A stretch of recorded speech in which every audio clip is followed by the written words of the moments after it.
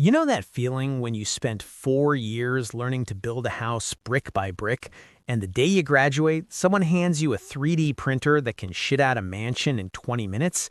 That's exactly what it feels like to be a computer science graduate in 2026.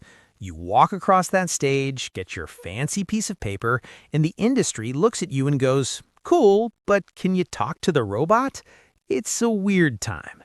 Actually, let me rewind a bit, because the story is not as simple as degree bad, AI good. And if you are currently losing sleep over whether you just wasted a small fortune on tuition, I promise there is a light at the end of the tunnel. It just might not be the fluorescent light of a generic cubicle farm.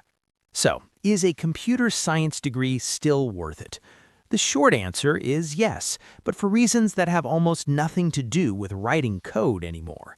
And if you don't believe me, just look at what happened to a guy named Elliot Chen in Toronto. Elliot did everything right. He graduated from the University of Toronto with a computer science degree in the spring of 2024.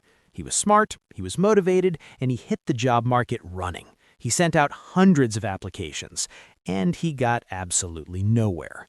The entry-level roles just weren't there, or if they were, they demanded experience he didn't have. So he made what seemed like the logical choice. He went back to school to get a master's degree. He thought, I'll just level up, I'll come back stronger. But halfway through that master's program, he realized that terrifying truth. He was getting even fewer callbacks than when he was an undergrad. The goalposts had moved while he was in the classroom. That story went viral, or at least as viral as a depressing anecdote about the job market can go, because it taps into a primal fear that every student right now is feeling. We've all seen the headlines. There was a Stanford study that tracked payroll data from millions of employees, and it showed that right around the time ChatGPT hit the scene in late 2022, the employment lines for young developers and old developers started to diverge. Before that, they were pretty similar. After that, the young guys started falling off a cliff. In the US, the Bureau of Labor Statistics noted that the employment rate for the specific job title of computer programmers dropped by something like 27.5%. 27%! If you were a programmer who just does programming, it is starting to look like a bug whip manufacturer in 1910. The car is here, and it's running on GPUs. But here's the part of the story that the doom scrollers on Reddit tend to miss. That same dataset showed that software developers, not programmers but developers, only saw a drop of 0.3%. And jobs like information security analyst or AI engineer are booming. So what's the difference? It's the difference between being the guy at IKEA who assembles the furniture and being the interior designer who figures out where the couch goes, what color the walls should be, and whether that couch can actually handle the family's 3 hyperactive dogs and a toddler. The assembler is getting replaced by a robot.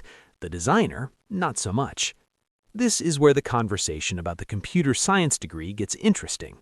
A lot of people look at the rise of AI coding tools, these co-pilots that can write huge chunks of boilerplate code in seconds, and assume that the entire profession is toast. But the truth is messier. In fact, it's almost poetic. A company called CodeRabbit did a study recently where they analyzed hundreds of code snippets. They compared code written by humans to code written by AI. The result? AI code had almost twice as many problems per request. And it wasn't just typos. It was deep, structural, oh my god, this is going to collapse the entire database kind of stuff. The AI was making 1.7 times more severe errors than a human. Another firm, APIRO, found that developers using AI introduced 10 times more security vulnerabilities because the AI doesn't think about security, it just spits out patterns it has seen, even if those patterns involve accidentally leaking passwords. So, what does this tell us? It tells us that AI is absolutely incredible at generating a massive pile of something that looks like code. It's creating a mountain of technical debt. It's building what programmers call a shit mountain, and someone has to climb that mountain, figure out why it's crumbling, dynamite the bad parts, and rebuild the foundation. That someone is not the AI. That someone is the person who actually understands computer science, not just the syntax of Python, but the architecture, the logic, the why behind the what.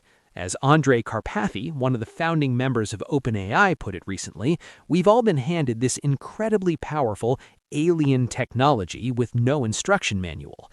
It's a weapon that can either melt your problems away or blow up in your face depending on how you wield it.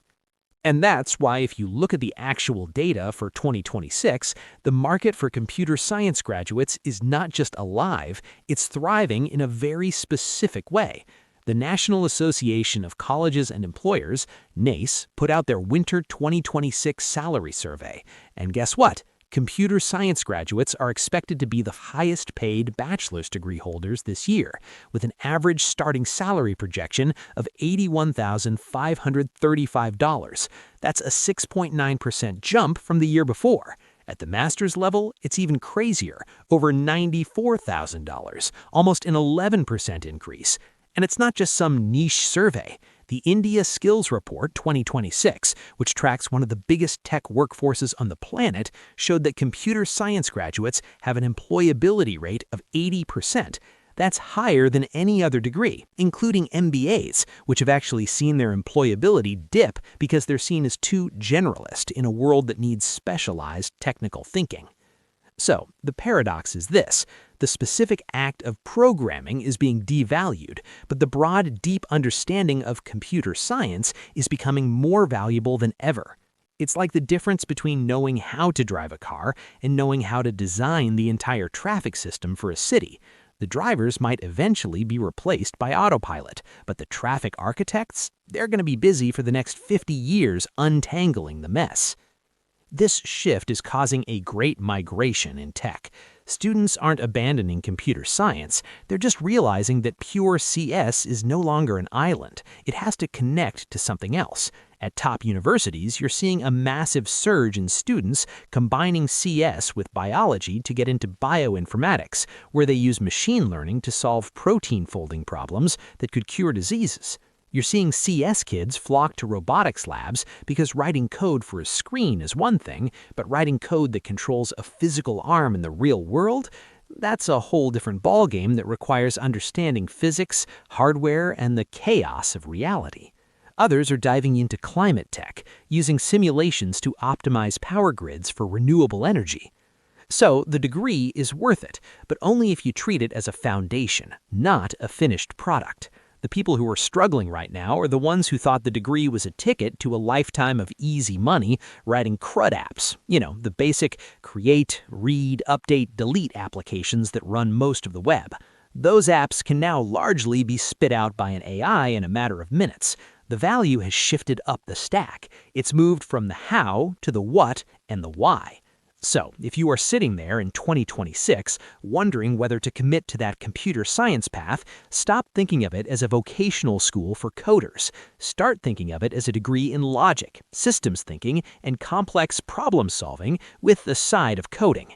Because in 5 years, the person who can sit in a room with a bunch of business executives, listen to them describe a chaotic, messy problem, and then design a system using whatever tools, AI or otherwise, that actually solves it, that person won't just have a job. That person will own the room. And that, right now, is the only job security any of us have left. Thank you so much for watching. If you enjoyed this, please like and subscribe. And remember, in a world of coders, be the person who knows what to build.